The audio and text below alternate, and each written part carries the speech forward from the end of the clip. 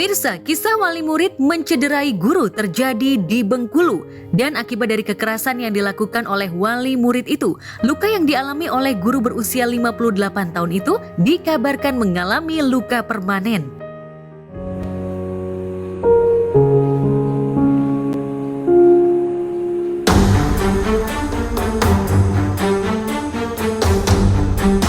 Dugaan penganiayaan wali murid terhadap guru bermula dari sikap tegas guru bernama Zaharman, guru olahraga di sekolah itu. Menurut keterangan sejumlah pihak, guru yang dikenal tegas itu menegur keras sejumlah siswa yang kedapatan melanggar aturan sekolah. Salah satu murid yang ditegur disebut-sebut mengadu kepada ayahnya, dan wali murid berinisial AR merasa tak terima anaknya ditegur hingga akhirnya melakukan kekerasan dengan ketapel yang melukai mata guru Zaharman dan terancam buta. Bahwasanya telah terjadi tindak pidana penganiayaan yang mana kejadiannya di SMP 7 PUT Cindang Beliti. Kejadian terjadi kurang lebih hari Selasa yang mana korban dalam hal ini siswa SMA ditegur oleh seorang guru karena ditegur karena merokok. Nah, setelah itu guru ini anak ini mengadu kepada orang tuanya. Setelah anak mengadu kepada orang tuanya, setelah itu orang tuanya datang ke sekolah sehingga melakukan penganiayaan terhadap guru ini. Bentuk penganiayaannya ialah dengan menggunakan ketapel yang mana kena matanya, sehingga saat ini korban guru ini dirawat di rumah sakit untuk dilakukan operasi bedah. Saat ini untuk penyidik baik dari Polres maupun Polsek sudah mengantongi identitas daripada pelaku, dan saat ini juga sedang dilakukan pengejaran untuk dilakukan upaya paksa. Tidak bisa diserahkan di mana tempatnya, di mana ininya, sejauh apapun kami ambil. Kami datang, Pak, jangan rame-rame Pak, nggak enak lihat orang Pak, berdua aja Pak, atau Pak lu bisa deh Pak, aku datang ke sini, dimanapun tempatnya, nggak usah khawatir, nggak usah.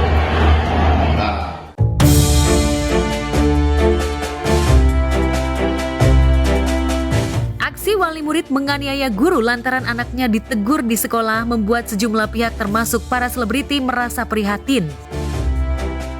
Irma mengucapkan rasa yang sangat prihatin untuk Bapak guru kita yang menjadi korban oleh salah satu orang tua murid yang menurut saya sikapnya sangat-sangat arogan. Kalau murid itu di sekolah itu harusnya sudah kita kepercayakan kepada guru ya. Guru itu sudah menjadi orang tua di sekolah. Nah, kalau misalkan guru itu mau menegur anak muridnya, kalau memang anak-anak muridnya itu salah, itu wajar menurut aku. Kalau memang kesalahannya itu sudah tidak bisa lagi ditolerir, ya itu wajar lah kalau ditegur, dihukum. Jadi kita sebagai orang tua jangan selalu membela anak gitu kan. Kecuali kalau misalkan guru tersebut menghukum dengan cara-cara yang tidak wajar. Kalau cuma mau diaduin ke orang tua muridnya, kalau muridnya itu melakukan sesuatu yang tidak baik di sekolahan, itu mah nggak apa-apa. Kayak aku aja, anakku misalkan melakukan sesuatu yang tidak bagus di sekolahan, terus gurunya ada mengadu ke saya terima.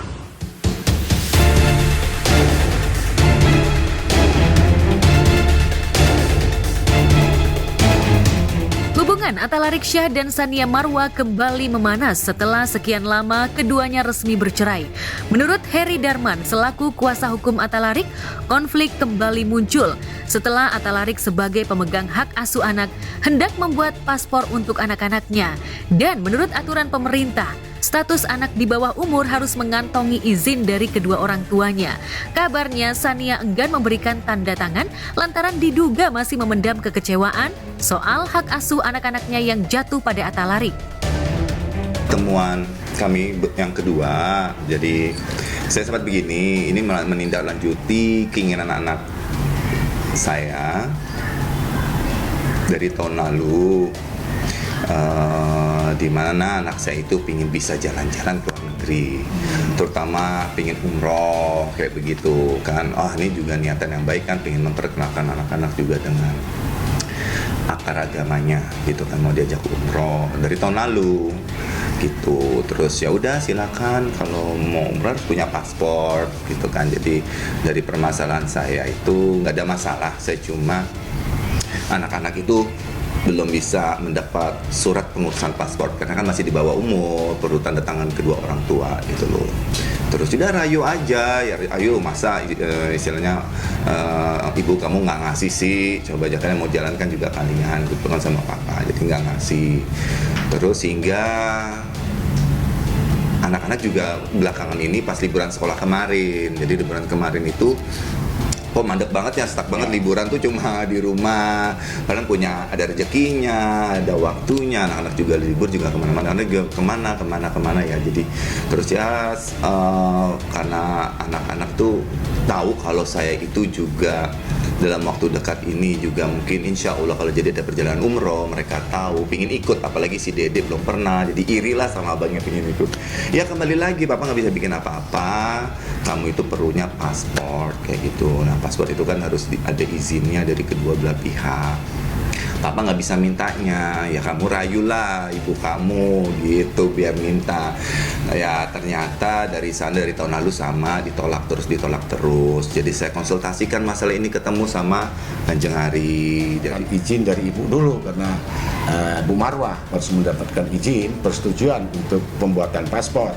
Nah kalau ini sudah diizinkan oleh Bu Marwah, tentu juga mendapat surat pernyataan izin dari kedua orang tua. Jadi ada dua ini. Kalau para pihak keluarga yang sudah bercerai, yang sudah ada keputusan yang ikrah, jadi ada dua izin yang harus dilakukan ke dua belah pihak. Kemarin adiknya pingin banget ke Disney gitu kan ya, Disney Hong Kong, pingin ngerasain gitu kan, karena ngeliat foto-foto abangnya udah pernah, dia belum ya, dasarnya anak-anak. Jadi ya namanya bapak tuh kalau ngeliat anak perempuannya punya keinginan tuh kayaknya lebih gimana gitu kan, anak perempuannya nggak itu, ya udah ya sabar aja, kamu rayu aja ini ibu kamu, ya mudah-mudahan. Cuma ini adalah bentuk ikhtiar saya karena saya nggak bisa berkomunikasi langsung dengan mantan saya, dan itu untuk mencegah hal-hal yang lebih untuk mencegah yang apa yang nggak baik itu terjadi. Saya kuasakan ke Kanjeng Hari itu untuk tolong dong bantu urus. Apalagi suaranya kan lembut, Kanjeng tuh orangnya ngemong gitu loh. Ini banget, kebapaan banget. Jadi udah Kanjeng Hari tolongin deh, mudah-mudahan untuk anak saya kok, bukan saya gitu. Kalau dia jangan pernah mandang sayanya, saya mah nggak perlu dipandang-pandang, udah terpandang gitu kan.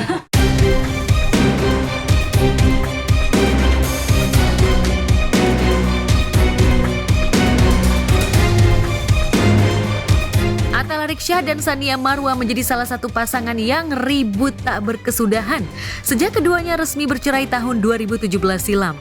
Mulai dari Sania yang merasa diusir dari rumah dan dijauhkan dari anak-anak, hingga hak asuh anak yang seharusnya jatuh ke tangan Sania karena usia anak-anak masih di bawah umur. Namun pada kenyataannya justru jatuh ke tangan Atalarik sebagai ayahnya. Tak hanya itu, keduanya tetap berseteru karena Atalarik disebut-sebut mempersulit Sania bertemu dengan anak-anaknya. Dan kini keduanya ribut soal tanda tangan untuk paspor anak-anak. Lantas, apa yang membuat Sania enggan memberikan tanda tangannya? Mungkinkah karena ia belum juga bisa leluasa bertemu dengan buah hatinya? Menurut kuasa hukumnya, Atalarik tidak bisa memaksa Sania Marwa untuk memberikan tanda tangannya. Sehingga Atalarik memberikan saran kepada anak-anaknya agar mereka merayu ibunya. Lantas apakah ini berarti anak-anak akan dipertemukan dengan ibundanya? Lantas bagaimana jika Sania Marwa tetap enggan memberikan tanda tangan karena alasan tertentu? Saya diberi kuasa sama Mas Atalarik untuk agar ibu dari kedua anak Bu Marwa ini supaya mereka ingin mendapatkan paspor agar Bu Marwah memberi izin. Terus dia mengatakan keberatan. Ya udah, kalau seandainya keberatan karena saya dikasih kuasa itu, saya coba berbicara sama Atalarik. Tapi permohonan saya kepada Bu Marwah, mohon diberi izin, ini untuk masa depan anak juga kan, karena anak itu kan biar tumbuh besar, ya kedua orang korban kedua orang tua bisalah bermasalah. Ini kan masalah kan tidak terlalu besar lagi kan, berkenan tentang hak asuh kan sudah jelas. Tapi di sini pun Mas Atalarik, anak ingin berbicara, anak saya tolong dong diberi izin ingin berangkat umroh. Ini suatu pekerjaan, satu naluri yang bahagia, yang mulia dari Mas Atalarik. Semestinya ini disambut juga oleh bu kandungnya, Bu Marwah. Nah di situ yang kemarin saya sampaikan juga kepada Bu Marwah. Nah, tetapi Bu Marwah memang dia masih berkeberatan. Nah, mungkin saya bermohonlah kepada Bu Marwah untuk mengetuk hatinya agar anaknya diberi izin untuk bisa mendapatkan paspor Republik Indonesia. Karena itu adalah setiap warga negara Indonesia berhak untuk mendapatkan paspor Republik Indonesia. Nggak boleh ada yang melarang sesungguhnya. Nah, tetapi karena ada internal, nah ini tentu harus dilakukan upaya musyawarah lah. Kalau tidak, ya kami akan melakukan somasi.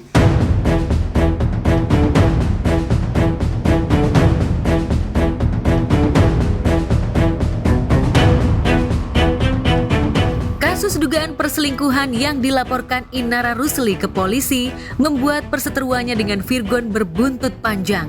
Pihak Virgon meradang hingga melaporkan balik Inara atas dugaan akses ilegal serta penyebaran data pribadi.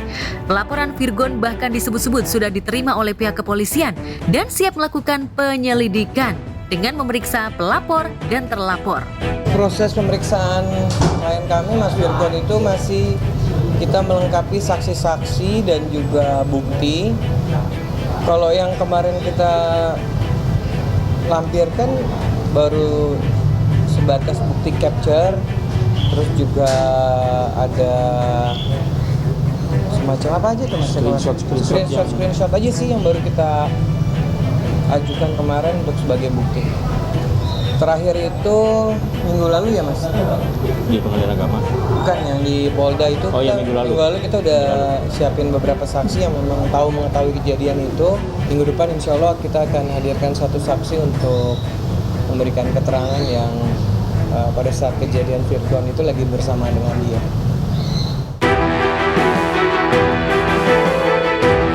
Pihak Virgon mengungkapkan jika pelaporan atas Inara dilakukan karena Inara diduga telah membongkar isi pesannya dengan Tenri Anissa di Instagram Stories. Padahal belum lama ini Virgon mengajak Inara untuk sama-sama mencabut laporan. Namun Inara tak segera menanggapi karena Inara menunggu Tenri mencabut laporannya terlebih dahulu. Sebelumnya, Inara melaporkan Virgon atas dugaan perzinahan ke Polda Metro Jaya pada 6 Mei lalu. Inara beralasan jika laporan itu dilayangkan lantaran ia ingin melindungi diri setelah sebelumnya Inara dilaporkan atas dugaan pencemaran nama baik oleh Tenri Anissa, perempuan yang diduga selingkuhan Virgon. Memang dari dianya sih minta untuk RJ, untuk restoratif justice, untuk sama-sama cabut laporan. Ya aku fine-fine aja, kalau selama dari pihak ketiganya juga dia ada bersuara dan mengeluarkan statement yang sama dan dia juga mencabut laporannya lebih dulu, ya ayo gitu, mari sama-sama kita cabut laporan. Dari pihak Virgon iya, tapi kalau dari pihak ketiganya belum. Jelas aku juga butuh statement dari pihak ketiga, karena kan dia yang lebih dulu ngelaporin aku kan. Nggak ada sih, maksudnya omongan-omongan itu juga bukan dari saya langsung ke Inara ya, lebih ke antara keluarga sama keluarga.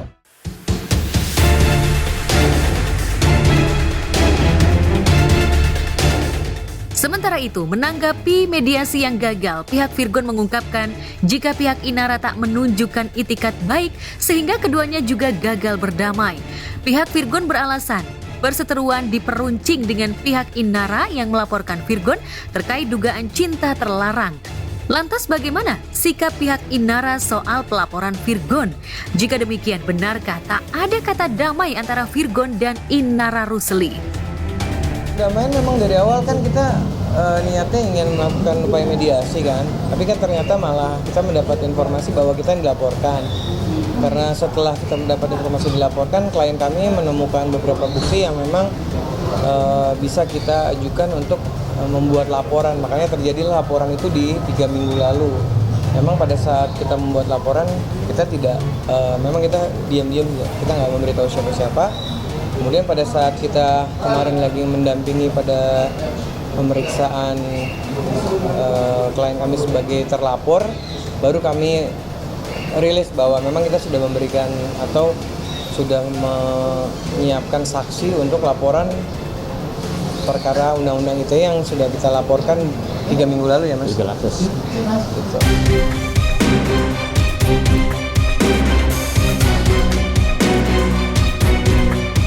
Ribut antara Virgon dan Inara Rusli bukan hanya soal saling lapor, sebab keduanya juga tengah berhadapan di Pengadilan Agama Jakarta Selatan terkait nasib rumah tangga mereka.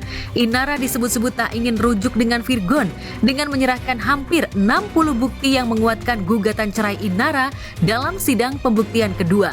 Inara yang ditemui menegaskan jika ia tak ingin kembali ke pelukan Virgon, sekalipun suaminya itu meminta maaf.